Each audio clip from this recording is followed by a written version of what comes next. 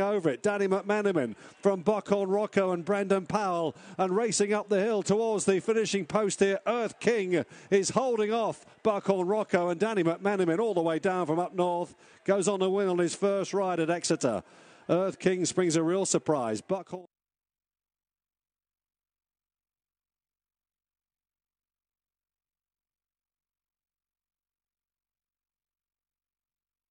Then from Buckhorn Rocco. Between the third and second last they come. Buckhorn Rocco's flat out here. Earth King over the second last. Buckhorn Rocco flattened the flight.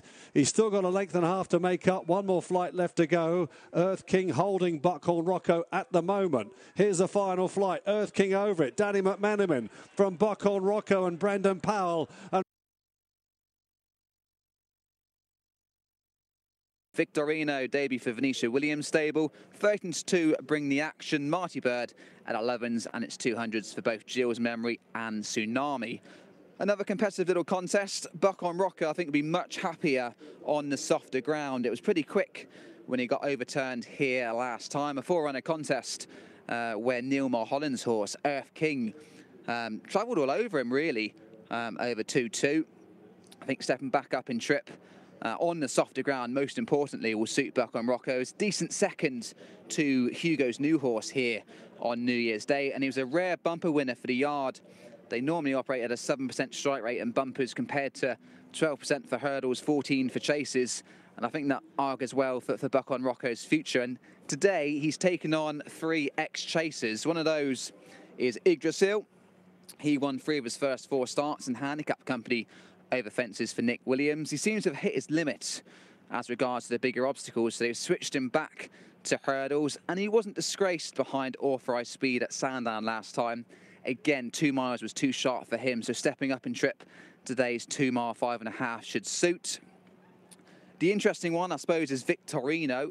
First start in the UK for Venetia Williams. 3 goes over hurdles in France and switched straight away to fences for the prolific 4-year-old options. Had 10 starts, 2 wins and £100,000 in prize money in that sphere. But Victorino was quite weak in the market early doors, a little bit stronger here on track, but very jig-joggy in the paddock was number 6. And as you can see there at the start, just getting a little bit warm, which wouldn't be a great sign for his UK debut. Nigel Hawkes bring the action, has place form over hurdles. It might be a bit of a confidence booster, having fallen at Wetherby last time. His chase success had come at the same track a year ago. And I thought Marty Bird might run okay at his prices of 11-1. John Flint's runner had good bumper form, especially on heavy ground. Much quicker surface he's run on over hurdles. The Chepstow efforts weren't too bad, and he was lame at Ascot last time out. And he might run better than his price suggests in what's a tight-knit enough novices hurdle. But Buckhorn Rocco, I think, can get off the mark over hurdles and follow up his bumper success. Even money favourites. The Tizzards have had 4 winners in the last few days. A bit of a disappointing run during Cheltenham week, but I think the horses are really finding their feet again now. The rain has certainly come at the right time, and I think that will be key to Buckhorn Rocco. Hopefully he can atone for that costly defeat last time when 5-1 on here at the track. Looks like Nigel Hawkes' run is going to be pretty handy. Bring the action. Let's go and join Mike Cardamale for race 2. Thank you, James. Looks as though the runners now being shepherded out onto the track here.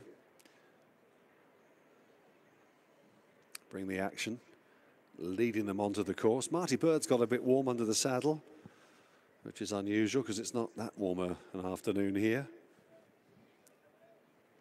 And they've turned away from the tapes.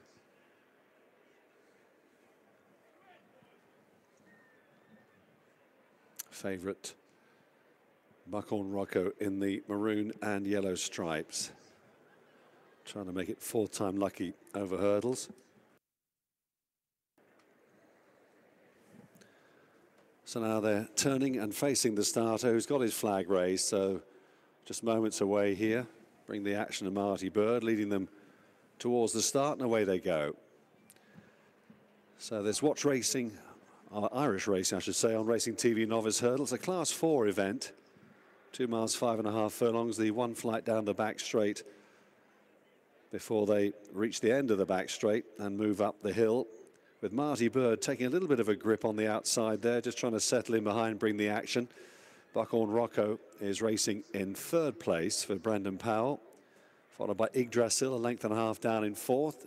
2 or 3 lengths away then to Victorino in the blue and white check, with Jules Memory the grey, and looking on at the rear, Tsunami in the hands of Nick Schofield. First time blinker today, but he's settled pretty well, very well in fact, at the back of the pack, coming up the home straight for the first time here then, and moving on towards the second flight. On the inside, Bring the Action, and Tom Buckley flanked there by Marty Bird in the hands of Connor Brace. Right behind them, in the maroon and yellow stripes, that's Buckhorn Rocco, twice runner-up here at Exeter so far. Yggdrasil's yellow cap on his right, and then on the inside of the course, Victorino together there with Jules Memory, and a little mistake at the back. Zarina's getting a little wake-up call from Nick Schofield. Doesn't seem to be concentrating at the moment. On they come towards the last flight on the circuit, and the 2 leaders, Marty Bird and Bring the Action. Little to choose between them. Now at the back, Tsunami is not jumping or racing with any zest at all, and Nick is already busy away trying to get him to take a bit of an interest. But as they pass the judge with the circuit to go, Marty Bird may be just ahead, but it's only a whisker of Bring the Action. 3 lengths away then, a dispute for third place, with on the inside, that's Yggdrasil, flanked there by Buckhorn Rocco. And then the British debutant in the blue and white check jacket there, Victorino, in the hands of Charlie Deutsch as they move away from us.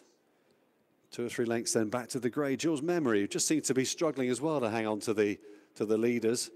Nick Schofield is still busy away on Tsunami, who's not showing much signs of getting involved with this one. He's a rank outsider in this contest anyway.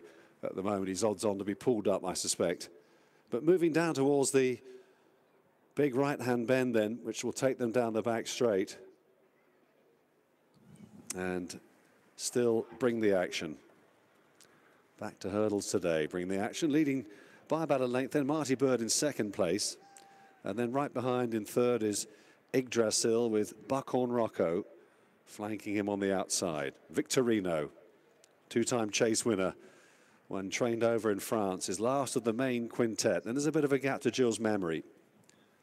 As they move on down the far side, I'm pretty sure that Serena behind the bushes there has been pulled up because he was not travelling at all. Jules Memory struggling to maintain tabs on the leading 5 ahead of him. Down the hill they go, and still Bring the Action, cutting out the running from Marty Bird. Here they come then towards the 5th flight now as they take the rising ground, coming towards it now. Bring the Action from Marty Bird, who got in a bit tight there. And then behind is Buckhorn Rocco, who's being ridden along now in the striped jacket there for Brendan Powell. On they go towards the 6th flight. Victorino getting closer on the outside. Yggdrasil travelling okay behind, but weighted with by David Noonan. And reminders for Buckhorn Rocco, which is significant as they move down towards the next flight over on the far side of the course. This is number 7, Marty Bird, and Bring the Action. Marty Bird, fluent over that. Now moving into third place, clear third place here is Buckhorn Rocco. Yggdrasil now is under pressure. Victorino is in 5th place, but trying to close up on them. And they've left Jules Memory a long way behind. They're moving up the hill now towards the last flight over on the far side of the racecourse. Marty Bird continuing to race with quite a bit of zest. Bring the Action is now under pressure in second. Driven hard in third is Buckhorn Rocco, but he is responding and just beginning now to pick up to try and challenge for second place. And then behind these comes Yggdrasil. Victorino is following in 5th place. Now they're coming up towards the entrance to the home straight here. Still a fair run before they get to the last 3 flights of hurdles. Marty Bird on for the upset if he can hang on, but on the outside Yggdrasil and David Noonan, and now he produces him, having been very quietly ridden behind these leaders, and draws alongside Marty Bird. Victorino on the outside has got a chance.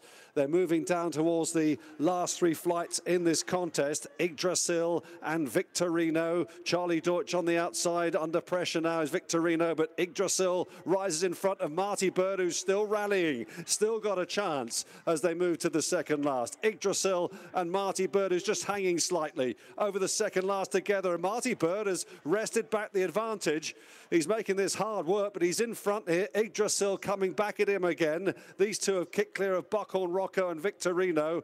It's all on the final flight here. Marty Bird, his ears pricked now, and he jumped that straight and true. He's up by about a length or so, but Yggdrasil is battling away bravely on the inside. This is desperate stuff. Marty Bird doesn't appear to be giving Connor Brace much help here out in front from Yggdrasil. It's a slow motion finish here, but Marty Bird is going to tough it out and wins it by a couple of lengths. Yggdrasil in second. Back in third, Buckhorn Rocco, and then Victorino ahead of Bring the Action.